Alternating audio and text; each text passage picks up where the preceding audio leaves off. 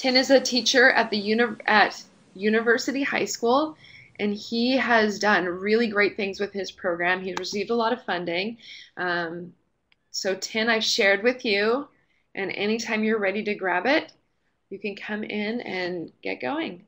All right, so hi everyone. Greetings from sunny Southern California.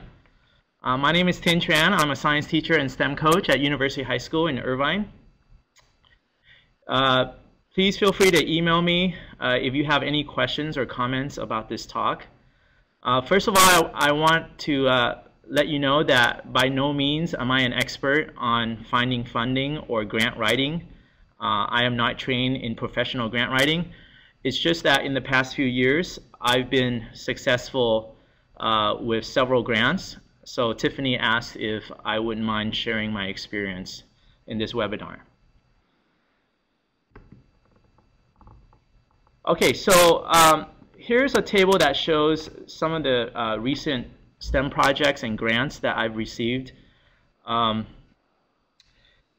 So last year, I applied for a grant to get the ArduSat project going, and so I was able to get $3,100. I bought a class set of space kits. I'm still trying to purchase a few more because I would like them to be in groups of 2 when they're using the space kit. I find that to be the ideal number. Before I tried it with 4 per group, and that didn't work out so well. Another grant that I have this year is from the Lemelson MIT Invent Team initiative, and that's for a group of students to work on a STEM invention. So they're working on what's called an aerial wilderness distress monitor and search system, which is basically a search drone communication system to help locate lost hikers in remote wilderness areas. And that grant is up to $10,000. I just found out this week that a grant I wrote just a few weeks ago was accepted. Again, this is from the same source as the ArduSat one. It's from the Irvine Public Schools Foundation, IPSF, and that was for $25,000 to get a CNC mill machine, which will go into our engineering class. And then a few years ago, I got a Chromebook. I did a Chromebook project on Donors Choose, and I was able to get a class set of Chromebooks. And then the 2 on the bottom are projects that I'm working on right now, but I didn't directly receive any money from those 2, but you can see that they did give me materials such as a 3D printer, Arduino starter kit, and teacher training. So you know, even though that wasn't money directly, you know, you can basically think of it as a grant because it's you know, resources that they're providing for the teacher. Okay, so you know, grant writing, up until a few years ago, I was reluctant to write grants because some of the ones I looked at were extremely long and complicated. And I thought to myself, why should I put in the time to do this? If it doesn't work out, you know, then I would have spent all that time for nothing. And then I also had doubts about my ideas, you know, if they had any merit or any significant effect on student outcomes. Then I started to read a lot of STEM articles, blogs, news, and other stories about innovation, and it instilled in me a new mindset. So the mindset for me nowadays is, you know, you don't get what you don't ask for, right? So someone once said, you miss 100% of the shots you don't take, right? So if you want the money, you have to step up and ask for it. No one's just going to hand it to you. Another mindset I have is I'm no longer afraid to try something different. As a matter of fact, I think this is one of the key ingredients to winning grants is to think outside of the box and be open to learning new things. All the projects that I showed you in the previous page, you know, all those things are new to me. Like Arduino is new, the quadcopter is new, 3D printing is new to me. So I've had to learn a lot of new skills by implementing these grants.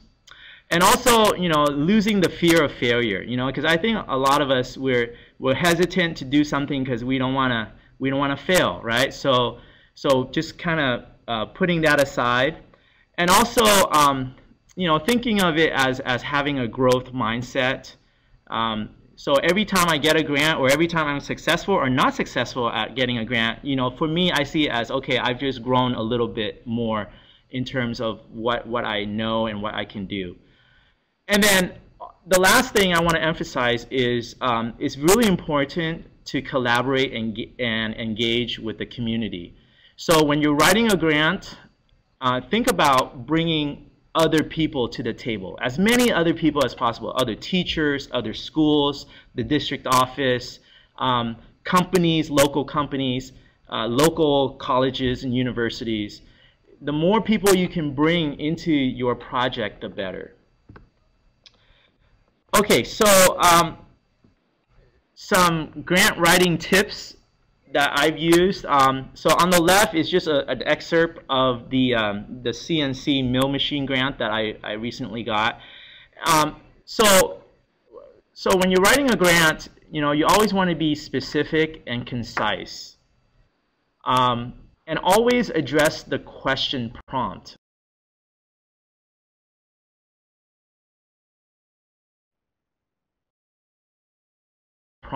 I often hear people don't answer the question that they're asked. So when you're writing a grant, you always want to be specific and concise, and always address the question prompt. I often hear from people who review grants that the number one problem is people don't answer the question that they're asked. So that's really important. Also, quantify the need and the benefits if you can, wherever you can. Like put numerical, values to the need and the benefits. A few years ago, I wrote a grant and it was rejected, but I did get some feedback from it, and the feedback that stuck with me was, okay, well, in that proposal, I was unsure of how things would be implemented. So to be humble about it, I kind of used the phrase, hope to, do so-and-so, and plan to do so-and-so. And I learned from that feedback that that's not really the phrasing that you would want to use on a grant. People aren't interested in what you hope to do. They're more interested in what you will do. So so now I've just removed that phrasing from any grant that I write.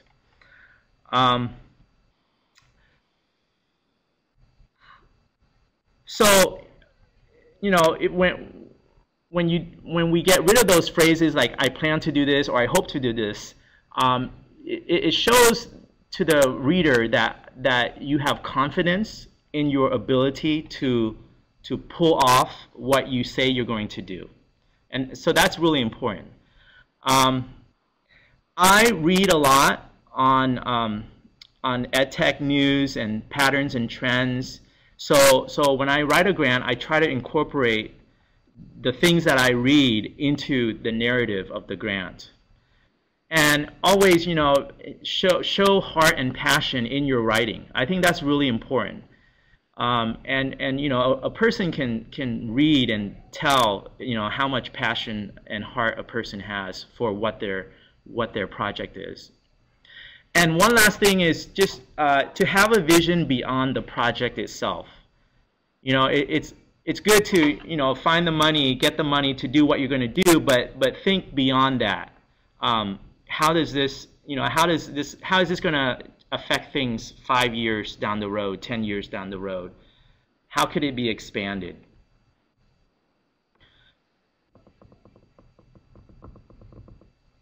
Okay, and then the last slide that I have is just some ideas on where to find money. So the federal budget has a line item for a Perkins grant each year, and so it's money that is distributed among the different states for career technical education. So if you don't know about that Perkins money, I would ask a district person, a person in your district who oversees CTE funds, ask them about that. I've gotten grants from my PTSA, Parent Teacher Student Association. Every year they have little small mini grants that they award for teachers to get supplies. Also look at the school foundations. You know, if you have a public school foundation or a private school foundation, that's the group that usually raises a lot of money to support the local schools. And then also look at local companies and corporations. You know, they tend to want to give back to their community, so they'll often have funding. And for me, you know, I always go for the easiest one first, the one that's simplest and the shortest to write, you know, because there's a lot of grants out there that take quite a bit of time. And so, you know, I save those for later. If I have time, I'll get to them. But the easy ones, and also, you know, there's grants that frankly, not a lot of people apply for, you know, because either they're not interested or they don't know about it, or they don't want to put in the work to do it. So that, you know, that opens, you know, that gives you a better chance of getting the grant. So those are some of my tips, I guess, for grant writing and finding money. I'm done. So if anybody has any questions right now, I'll be happy to answer. Yeah, I think that was awesome information. Thank you so much for sharing that. Would you say that the local, your school and teacher association, would you say that was an easier place to get money from than the grants? Yeah, so the PTSA is the easiest, you know, and that, you know, that's like up to $500. So it's not a huge amount of money, but it's, you know, pretty much every year I found out if you just submit an application, you're gonna get funded. Yeah, so that's kind of like a no-brainer. Great. And then you had some great information about actually action plans after you get the money so you can start implementing. Did you find any of them were difficult because they were such long shots that by the time you got the money, you actually weren't ready for it? Yeah, you know, a lot of this stuff, you know, when I write the grant, I have a vision in my mind of how it's going to go. But when it comes to actually implementing the program, it's very challenging. It's very challenging because, you know, I have to learn a set of new skills, and the students will have to learn from me, and I'm just kind of learning along with them in a way, right? So it is challenging, but I think, you know, my mantra is we all start somewhere, right? So this first year, you know, I'm learning a lot, I'm absorbing a lot of information, so that next year when I do it again, it will be a lot smoother, and it will be a lot better. That's great. And then Ben asked when you have time to do this. Oh, when do I have time to write grants? Usually after on the weekends. Yeah, on the weekends. So the CNC mill grant, that one I cranked out in about 6 hours on the weekend. It was like 4 pages, so it wasn't really that long, but I spent a lot of time going to websites to find some data to back up, you know, some of my claims, and then just thinking about how to word it properly and things like that. So yeah, and then for the Donors Choose one, I'm sure you guys know about Donors Choose. You know, the Donors Choose project that I did, what I did was I specifically targeted my students' parents to donate. So once I created the project on Donors Choose, I emailed the link to all my students' parents asking for donation, and I was able to get the Chromebooks funded in 5 days. So yeah, so because the parents know that their students are going to benefit from having the Chromebooks in the classroom that year. So that helped a lot, because with Donors Choose, you kind of post your project and you just wait for people to donate. Well, I did a more targeted approach, and that really helps. That's a great idea. That's awesome. And then I have one more question for you. When you're looking for language to put into these grants, where do you pull most of that information? From the sources that I read, so there's reports and articles about STEM, about career technical education. Um, so there's tons of those things out there, and so I kind of borrowed some of the wording from those. Mhm. Great. Well, awesome. Thank you so much for sharing that with us, Tin. Your experience, I think, is invaluable for people who are not as familiar with this process as you. You've really learned a lot about it. You're welcome. Thank you for having me. Okay. All right. Thanks for coming, everybody.